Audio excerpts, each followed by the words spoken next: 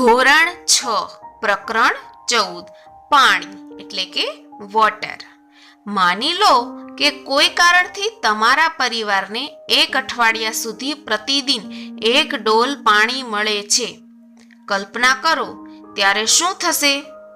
શું તમારા જમવાનું બનવાનું, કપડાં ધોવાના, વાસણ ધોવાના, સ્નાન કરવાનું જેવા કાર્ય કરી શકશો?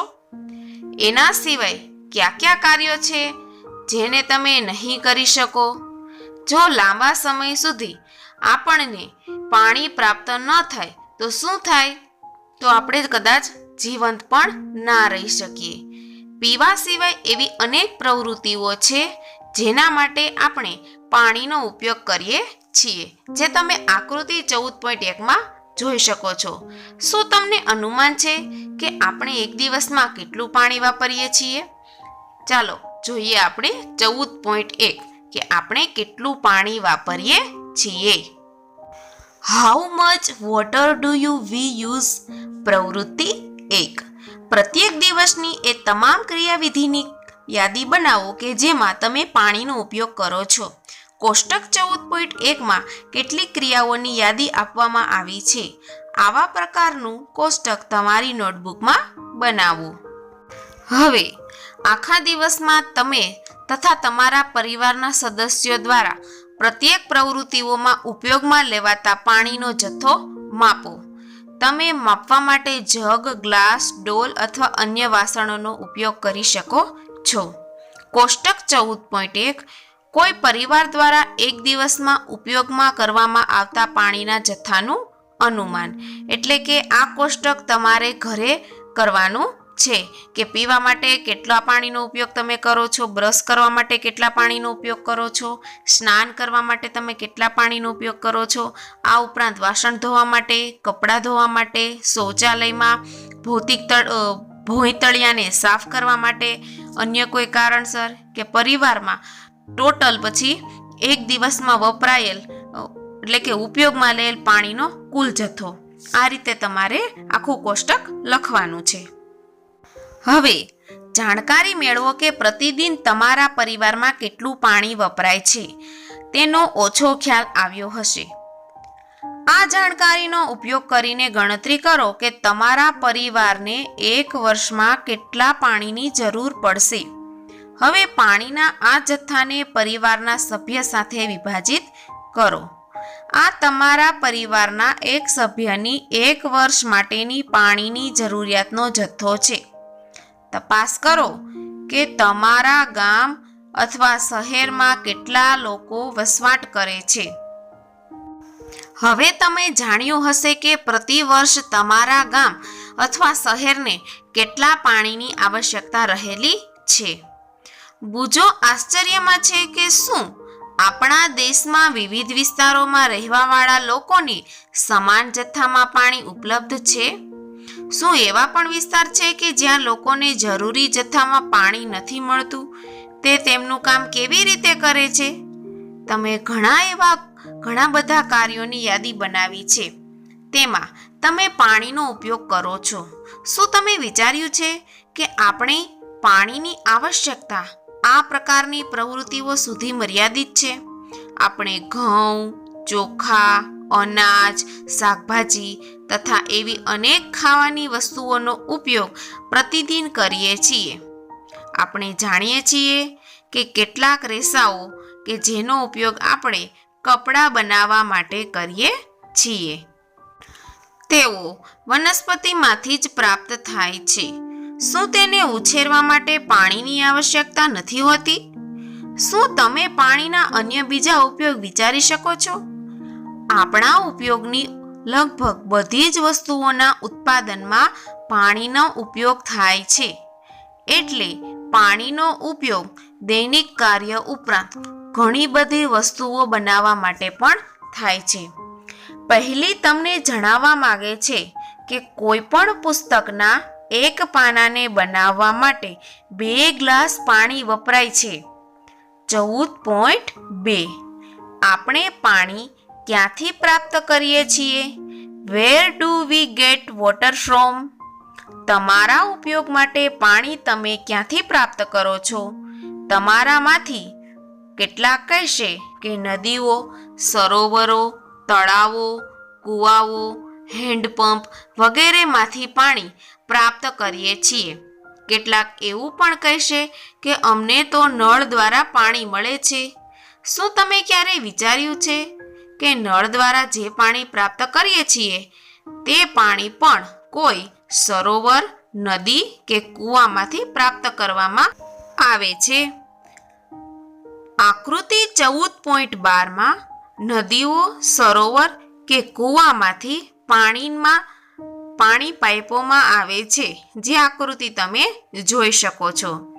આપણામાંથી પ્રત્યેકના ઘરે પાણી પ્રાપ્ત કરવાની રીત અલગ હશે, પણ આપણે બધાને પાણી માટેના એક સ્ત્રોત એક સરખા જ હોય છે, જેમ કે તળાવ, સરોવર, નદી તથા કૂવા. આપણી ચર્ચામાં આપણે કેટલાક પાણીના સ્ત્રોતોનો ઉલ્લેખ કરેલો છે. આ તળાવો, નદીઓ, સરોવરો તથા કૂવાઓમાં ભરવા માટે પાણી ક્યાંથી આવે છે? બુજો ઈચ્છે છે કે તમે તમારા જીવનમાં કોઈ એક દિવસની કલ્પના કરો કે જ્યારે તમને તમારા ઘરે નળ દ્વારા પાણી મળવાનું નથી. આથી તમારે તમારા ઘરે ઘણા દૂરથી પાણીને લાવવું પડે છે. ત્યારે શું તમે પાણીને એટલા જ જથ્થાનો ઉપયોગ કરશો જેટલો અન્ય દિવસોમાં કરતા હતા? ના, આપણે તે દિવસે પાણીનો વધારે બગાડ કરશું નહીં અને કરકસરપૂર્વક વાપરીશું. આકૃતિ 14.3માં પાણીનો મોટો ભાગ મહાસાગર દ્વારા ઘેરાયેલો છે, જે તમે જોઈ શકો છો. શું તમે જાણો છો કે પૃથ્વીનો 2/3 ભાગ પાણીથી ઘેરાયેલો છે? આ પાણીનો મુખ્ય ભાગ સમુદ્ર તથા મહાસાગર છે. સમુદ્ર તથા મહાસાગરમાં પાણીમાં ઘણા બધા ક્ષાર ઓગળેલા હોય છે, જેથી પાણી ખારું હોય છે. તે પીવામાં અયોગ્ય તથા ઘરની અન્ય ખેતીની તથા ઉદ્યોગની પ્રવૃત્તિ કરવા માટે ઉચિત નથી. કદાચ તમે એસ.ટી. કોલરીજ દ્વારા 1798માં લખવામાં આવેલ કવિતા રાઇમ ઓફ ધ એન્શન્ટ મરીનર ની આ પંક્તિ તો સાંભળી જ હશે. બધી જ જગ્યાએ છે પાણી, પાણી. બધી જ જગ્યાએ છે પાણી, પાણી, પણ પીવા માટે નથી એકેય ટીપું પાણી. અહીં કવિએ મહાસાગરમાં ખોવાયેલા કોઈ જહાજના નાવિકની કરુણ ગાથાનો ઉલ્લેખ કરેલો છે. એટલે કે કોઈ એક જહાજની અંદર એક નાવિક છે, એ મહાસાગરની વચ્ચે ખોવાયેલો છે. ચારે બાજુ એને પાણી તો દેખાય છે, પરંતુ ક્યાંય એને પીવાનું પાણી જોવા મળતું નથી. બધી જ જગ્યાએ ખારું પાણી છે. આવી એક કવિતા એક કવિએ લખેલી. છતાં પણ આપણે જે પાણી વાપરીએ છીએ તે પૂરું પાડવામાં મહાસાગરો એક મહત્વનો ભાગ ભજવે છે. શું તમને આશ્ચર્ય લાગે છે? આપણે જે પાણીનો ઉપયોગ કરીએ છીએ તે ખારું તો હોતું નથી. આપણામાંથી ઘણા બધા લોકો મહાસાગરથી અનેક દૂરના અંતરે રહે છે. શું આવા સ્થળો પર પણ પાણીની પૂર્તતા મહાસાગરો દ્વારા સંભવિત છે? મહાસાગરોનું પાણી આ તળાવો, સરોવર, નદી તથા કૂવાઓ સુધી કેવી રીતે પહોંચે છે, જે આપણને પાણી પૂરું પાડે છે? એવું શા માટે છે કે આ સ્ત્રોતોનું પાણી ખારું નથી? આપણે તે સમજવા માટે જળચક્રના વિષયને જાણવો આવશ્યક છે. જળચક્ર, વોટર સાયકલ. પાણી અદૃશ્ય થવાની યુક્તિ. Disappearing track of water. તમે કેટલીક વાર જોયું હશે કે જમીન પર પડેલું પાણી થોડા સમય પછી સુકાઈ જાય છે. આ પાણી અદૃશ્ય થતું દેખાય છે. આવી જ રીતે ભીના કપડાં સુકાતી વખતે પણ પાણી અદૃશ્ય થઈ જાય છે.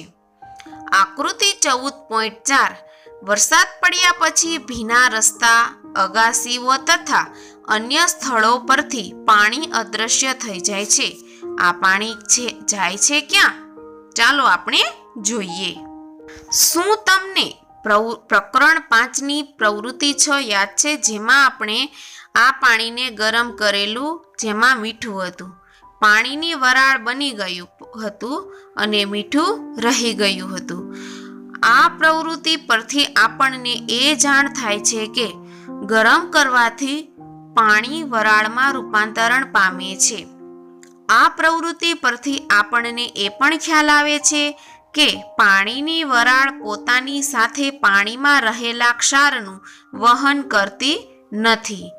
આ પ્રકારે બનેલી વરાળ એ વાયુના એક ભાગ બની જાય છે.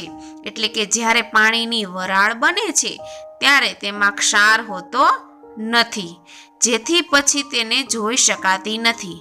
આપણે એ પણ જોયું હતું કે પાણીને વાયુ સ્વરૂપમાં ફેરવવા માટે તેને ગરમ કરવું આવશ્યક છે. તથા આપણે એ પણ જોયું કે ખેતરો, રસ્તાઓ, અગાસીઓ તથા જમીનો પરથી પાણી બાષ્પમાં પરિવર્તિત થતું રહેતું હોય છે. પ્રકરણ 5માં આપણે એ પણ ઉલ્લેખ કર્યો હતો કે મહાસાગરનું ખારું પાણી જે ઊંડા ખાડામાં રહી જાય છે, ત્યાં બાષ્પીભવનના ફળ સ્વરૂપે મીઠાના ઢગલા સ્વરૂપે એકત્રિત થઈ જાય છે. બાષ્પીભવન માટે જરૂરી ઉષ્મા પાણીને ક્યાંથી પ્રાપ્ત થાય છે તે આપણે સમજીએ. જે પ્રવૃત્તિ 2 છે એ આપણે આના પછીના વિડીયોમાં શીખીશું. Thank you.